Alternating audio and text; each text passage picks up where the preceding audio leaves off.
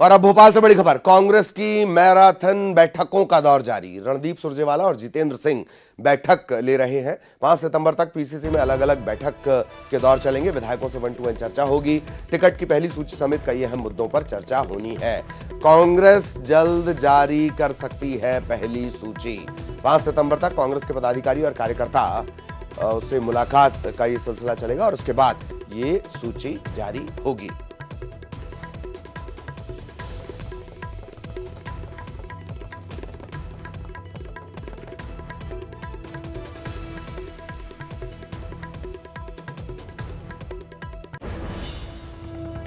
भोपाल से बड़ी खबर आपको बता दें, 5 सितंबर तक पार्टी पहली सूची जारी कर सकती है। बीजेपी इस मामले में आगे चल रही है। बीजेपी की तरफ से एक लिस्ट जारी की जा चुकी है और जल्द दूसरी लिस्ट की तैयारी है, जैसा कि वीडी शर्मा संकेत दे रहे हैं।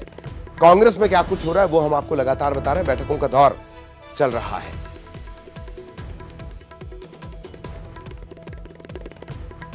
तो मुलाकात के सिलसिले चल रहे हैं, बैठकों के सिलसिले चल रहे हैं। कांग्रेस की मैराथन बैठकों के दौर भोपाल आपको लिए चलेंगे। सहयोगी शैलेंद्र हमारे साथ जुड़ रहे हैं और फिर उनसे हम चर्चा करेंगे। शैलेंद्र आपको नजर आ रहे होंगे। शैलेंद्र, पहली सूची जल्द, बैठकों का दौर और बागियों की आमद पार्टी में, इन सब के बीच कब तक इंतजार? शैलेंद्र। देखिए, बिल्कुल जिस तरीके से अगर पीसीसी चीफ कमलनाथ की बात करूं तो वो साफ ये कर चुके हैं कि जिन लोगों को इशारा करना था इशारा कर दिया, लेकिन जिस तरीके से लगातार अब बैठकों का दौर जारी है और जो प्रभारी हैं उन्होंने साफ किया है कि जल्द ही जो सूची है वो जारी कर दी जाएगी। लेकिन देखिए, बीजेपी के एकदम उलट जो है वो कांग्रेस में होगा। बीजेपी ने जो है वो हारी हुई सीटों पर पहले प्रत्याशी घोषित किए हैं, जबकि जो मेरी जानकारी के अनुसार कांग्रेस जिन सीटों पर पहले प्रत्याशी घोषित करेगी वो होंगे उनके सिटिंग एमएलए। जिन सीटों पर कांग्रेस काबिज है, जहां उनके विधायक हैं और जिन विधायकों को टिकट रिपीट करना है, तो ऐसे विधायकों की सूची जो है वो सबसे पहले जारी कर दी जाएगी, क्योंकि बाकी सीटों पर जो है वो मंथन का दौर अभी आगे तक चलता रहेगा। क्योंकि जिस बात का आपने जिक्र किया कि बहुत सारे लोग ऐसे हैं जो बीजेपी छोड़कर कांग्रेस में आए हैं। भले ही कमलनाथ लगातार इस बात को कहते हो कि टिकट के भरोसे किसी को पार्टी में नहीं लाया गया है, लेकिन ये बात साफ है कि राजनीति है। राजनीति में यदि कोई किसी दल को छोड़कर आता है और खासकर जो अपना एक जनाधार रखता है, उसके पीछे केवल एक मकसद होता है कि जिस पार्टी में वो था वहां पर उसको शायद टिकट की संभावनाएं नहीं थी और यही कारण है कि उसने दल बदल किया है। तो ऐसे में संभावना ये भी है कि जो लोग हाल ही में पार्टी छोड़कर आ रहे हैं या जो लगातार आने वालों की सूची जो है वो और आगे जा सकती है, तो उन लोगों पर भी कांग्रेस दांव खेल सकती है, चाहे वह वीरेंद्र रघुवंशी हो, अजब सिंह यादव हो या फिर दीपक जोशी हो। ऐसे तमाम जो नाम है जो लगातार पार्टी में शामिल हुए हैं, तो ऐसे लोगों के नामों पर भी विचार किया जा रहा है। लेकिन भले ये लोग पार्टी में शामिल हो गए, पार्टी ने प्रत्याशी बनाने का मन बना रही है, लेकिन जो ग्राउंड पर लोग हैं, जो कांग्रेस के लोग हैं, उनके अंदर कहीं ना कहीं जो विरोध है वो भी देखने को मिल रहा है। तो ऐसे में विरोध को शांत करके इन लोगों को टिकट कैसे दिया जाए, इस सबको लेकर मंथन का दौर लगातार जारी और उम्मीद है कि 102 दिन में एक सूची कांग्रेस की भी जारी हो सकती है। जी चलिए 1 से 2 दिन में सूची जारी हो सकती है। बहुत बहुत शुक्रिया शैलेंद्र आपका इस तमाम जानकारी के लिए। वैसे भोपाल का मौसम भी दिलचस्प है। भोपाल के मौसम के बारे में मौसम विभाग का कहना है कि कहीं धूप कहीं छांव होगी और बूंदाबांदी भी हो सकती है। छत्तीसगढ़ लिए चलेंगे। छत्तीसगढ़ में चुनावी साल में बीजेपी कांग्रेस के बीच घमासान धीरे धीरे चरम पर पहुंच रहा है। बीजेपी की तरफ से केंद्रीय गृह मंत्री अमित शाह ने आंकड़ों मुखड़ों के साथ बघेल सरकार के खिलाफ एक आरोप पत्र जारी किया था। इससे पहले कांग्रेस ने बीजेपी के खिलाफ एक पत्र जारी किया था, जिसे काला चिट्ठा उन्होंने कहा। कांग्रेस के आरोप पत्र के 2 बिंदुओं को लेकर बीजेपी हमलावर है। पार्टी कांग्रेस को हिंदू विरोधी बता रही है। इसी बीच तमिलनाडु के मुख्यमंत्री के बेटे का जो बयान आया, उसने आग में घी डालने का काम किया। बीजेपी का कहना है कि कांग्रेस शुरू से हिंदू विरोधी रही है।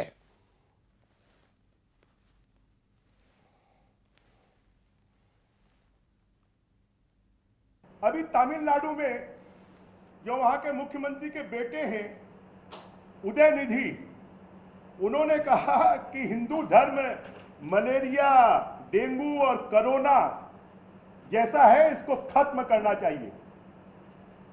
ये कांग्रेस पार्टी की सोच है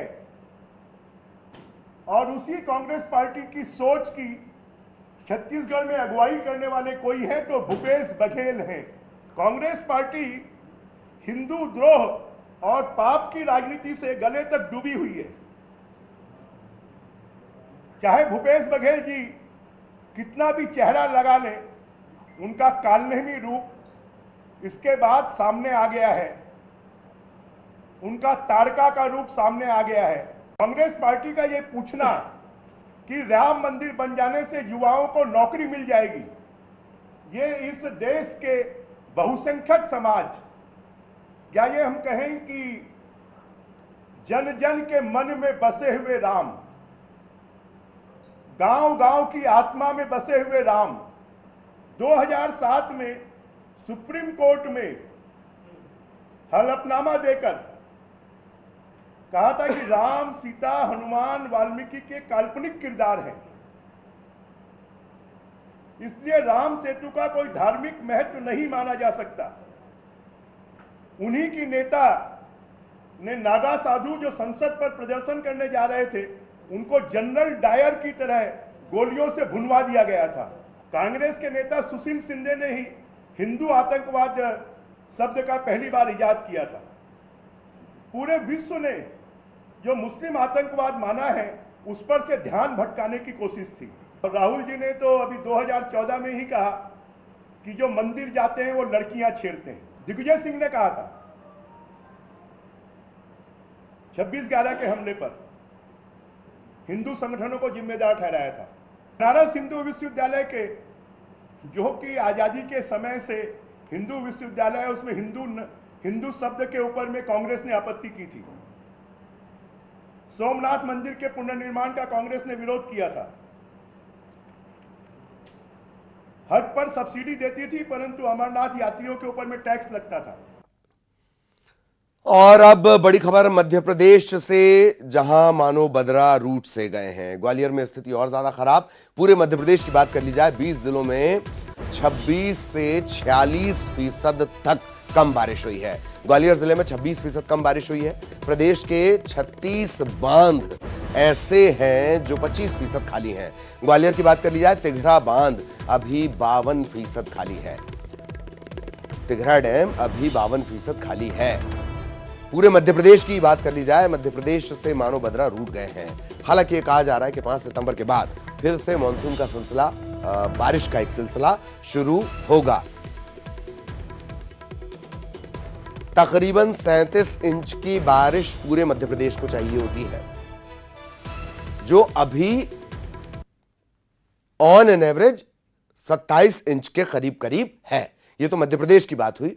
सुशील हमारे साथ जुड़े हुए हैं। ग्वालियर की क्या स्थिति है, तिघरा बांध की क्या स्थिति है, सुशील से हम अपडेट ले लेते हैं। सुशील, तिघरा बांध खाली है, ग्वालियर चंबल से मानो बादल रूठे हुए हैं। एक उम्मीद जरूर है कि बारिश होगी, पर पुख्ता तौर पर नहीं कहा जा सकता। सुशील।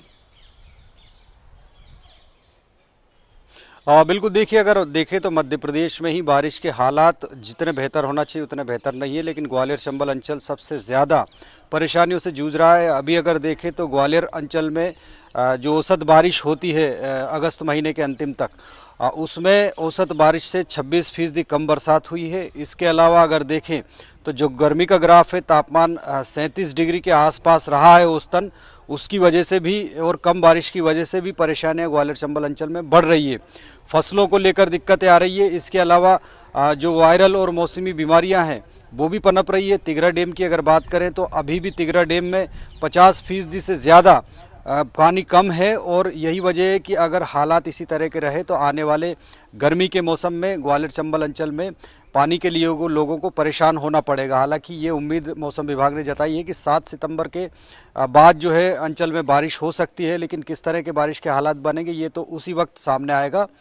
लेकिन कहीं ना कहीं जो बारिश की स्थिति है उससे चिंताएं ज़रूर बढ़ गई है। ग्वालियर के अलावा मध्य प्रदेश के 10 अन्य ज़िले ऐसे हैं कि जहां पर आज के हालात में सूखे जैसे हालात बन गए, उसमें राजधानी भोपाल भी है। तो 17 में सबसे कम 46% कम बारिश हुई है, ग्वालियर में 26% कम बारिश हुई है औसत से। तो ये जो बारिश के आंकड़े हैं कहीं ना कहीं अभी चिंता का सबब बने हुए हैं, और जैसा कि मौसम विभाग ने कहा है कि 7 सितंबर के बाद एक उम्मीद है कि अच्छी बारिश हो सकती है, जिससे मध्य प्रदेश और ग्वालियर चंबल अंचल में जो पानी की कमी है वो कमी पूरी हो सकती है। अगर हालात